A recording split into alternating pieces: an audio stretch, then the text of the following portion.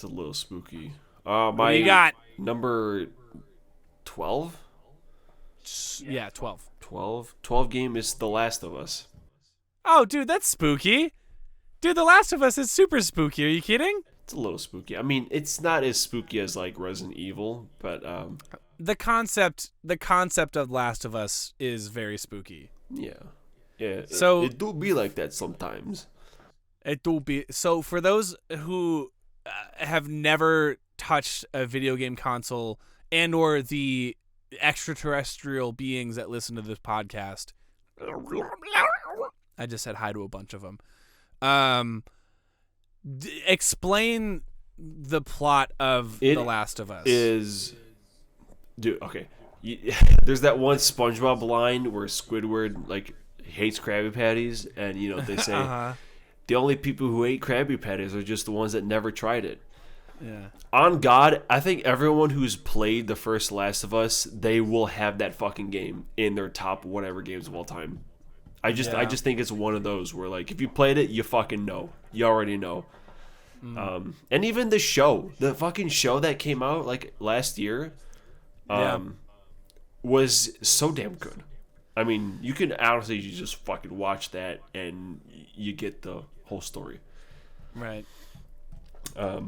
But yeah, it's an interesting take on like zombies, because there's like infected, but they're not dead. There's a virus. I hate zombies, but if they do like the virus route, I like it so much more. I just think it's much cooler than just undead just rising from the ground.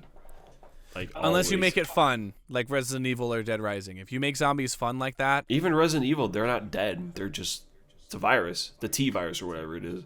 oh yeah, Yeah, but in this one, it's a fungus, right? Fungus. It's a fungus that is, I think, based on a real mushroom in real life that affects ants and other bugs, where they basically take over the host's body while the host is still alive, and get it to walk up a leaf or a tree or whatever, stand on the highest point, and let the mushroom grow out of its head. And then the mushroom releases its spores into the wind and, spreads from place to place. It's kind of fucked up. And the most fucked up part about The Last of Us that I have seen a lot of people post about is the fact that if you listen closely to the infected that you kill in The Last of Us, you can hear the person that got infected. Obviously, all of them have voices that don't sound like human voices anymore because they're infected with this fucking virus. But in their dying moments, you can hear, if you distort the audio a certain way, you can hear human voices like scream for you to kill them, or to like it just paints a really dark picture that the fact that these bodies that are infected are alive and aware of what's happening to them, and they can feel pain and they can understand what the virus is doing to them. Or like when they kill you and they start eating you or whatever, they're like, I don't want to do this, I'm sorry, blah blah blah. It's fucked, man. yeah. But you got Joel, you got Ellie. It's a found family story. There's a video that I think Dunkey put out where he talked about if you play. No, it's not Dunkey. It was this. Shout out Drew Gooden. Drew Gooden mentioned in his best of PlayStation Now video, he said if you play the first minute of The Last of Us and you feel nothing, you don't have emotions, and you need to get that checked out. Yeah, I mean, maybe not the first minute, but just like the intro Like the section. first 30 minutes. Yeah. Just the way that the game, because that's the part that I've played. I've played very little of The Last of Us. I think I ended in the sewers where you're trying to guide the boat from one part to the other. I didn't make it super far. My only complaint with the game is on a technical gameplay level. I just don't like that all of the movements are realistic and slow. like when you're running and walking and crouching and rolling and stuff. There's a lot of weight to the characters that you're controlling, and I guess I'm just used to playing games where the movement is exaggerated, and if you do a dodge roll, you move very quickly. But in this game, it's like, no, these are real people, and it's developed by Naughty Dog, right? Yeah. Who are known for Uncharted. consistently fucking knocking it out of the park. Yeah. Almost every single game that they've ever released, at least in recent memory. Yeah, I mean, they really. I don't even know what I don't think they've done anything since Uncharted came out besides this game, or this series, I guess. But yeah, see. all of them are just pretty fucking slam dunking. But yeah, Well, man, I mean, it's just a really damn good story to this game. You know, it's really because you have like it's like 80% of it is just those two, and just like building on those two characters' dynamics. Because at first, obviously they hate each other, and by the end of it, they're basically just like family. You know. yeah. And, you know, just I don't want to talk about the specifics of what happens, but there's a lot of really emotional moments, like mid-game and at the end too. Some choices are made, some deceits are made, which by the time you get to the second one, you know, all that stuff happens, which people get into hissy fits about. But I don't really give a shit, because we're talking about the first one. So yeah, it's one of those games where even if the mechanics of the game itself are super solid, and if the gameplay is fun, in a story-based game like The Last of Us, if the characters that you're playing as, if you don't care about the characters you're playing as, then the game doesn't work.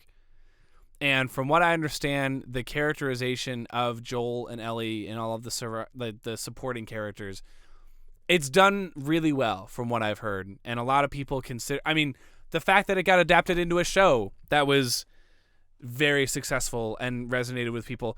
Hell, there was even an episode of the show that included characters not from the games. The Nick Offerman episode that had people in tears. He's from the game. Oh, he's from the game? The partner isn't. I mean, he's only mentioned, but he's never actually shows up in the game. Yeah. But no, Bill is 100% real. Yeah. So the fact that they can take a character from a game, give him his own episode in the show that doesn't happen in the game, and still leave impact, it means these characters are written very well and they're treated with reverence and all that good stuff. So if you haven't played Last of Us or finished it like I haven't, then do that, because I'm not playing Breath of the Wild anymore. So I think I just need to bite the bullet. Once I get a PS5, because they've ported Last of Us so many fucking times. There's so many different versions of it. Yeah. Speaking of, I want to go down the list of Naughty Dog games. Starting, of course, they have a bunch of games from the 80s that are one-off. Like they have a game called Math Jam, Ski Crazed, Dream Zone, all for the Apple II or the Amiga. And then their first console game, I suppose, they made Crash Bandicoot in 1996. Yeah. And then they exclusively focused on Crash Bandicoot until 2001. They released Jak and Daxter. Then they did Jak 2, 3, and a racing game, which is funny because for Crash Bandicoot, they did Crash 1, 2, 3, and then a racing game. So there's a pattern here.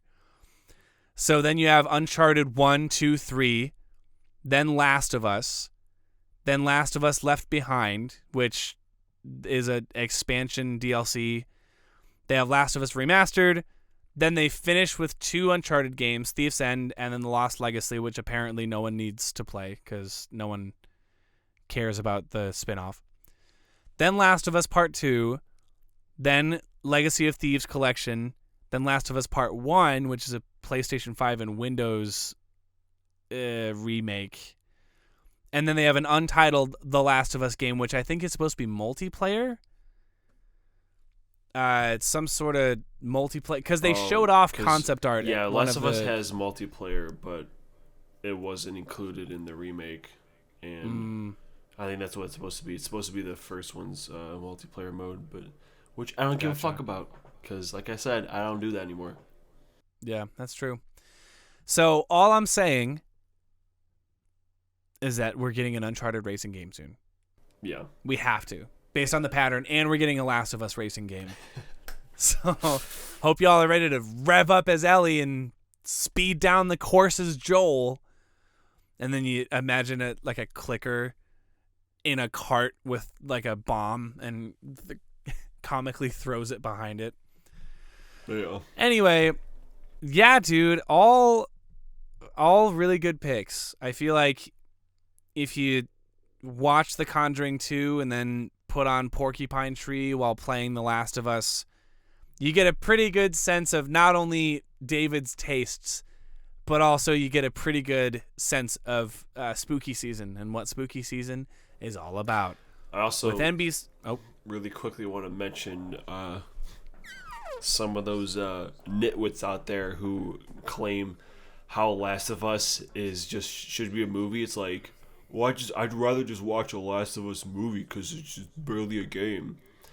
Why don't you eat a dick? Well, you're gonna tell me that you rather watch a Metal Gear Solid movie too? Because in the fourth one, there's like a fucking 90-minute cutscene. You're gonna tell me those aren't games either? Eat a fucking cock. Play the goddamn game. And if you really want to watch a fucking movie, then watch a show. Fuck you.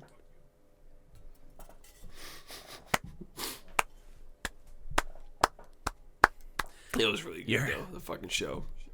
I haven't. My sister's watched the show, and she watched it by herself. She cried a bunch, apparently. Yeah, it do be like that.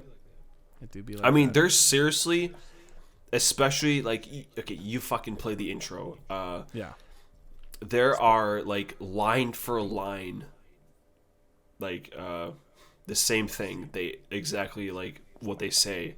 Especially in the car ride when they're driving with the... Yeah, I saw the comparison where Ellie finds a magazine in the back seat. Or is it a CD or... Oh, no, that's later on. I'm talking about like the very intro when it's still Sarah. And like you see the farm on fire on the right side, and like even the camera moves the exact same way in the game. Like it's crazy. And that's how it should be. If you're going to adapt a video game that has cutscenes, just recreate the cutscenes. Yeah, bro. Just do it. That's all we want to see. When you want to see a game or a show or an anime or whatever adapted to the Hollywood standards, that's all we want to see is the shit that we've already seen but with real life actors. Dude, that's why One Piece works so well. That's why Last of Us works so well. Just stick to it.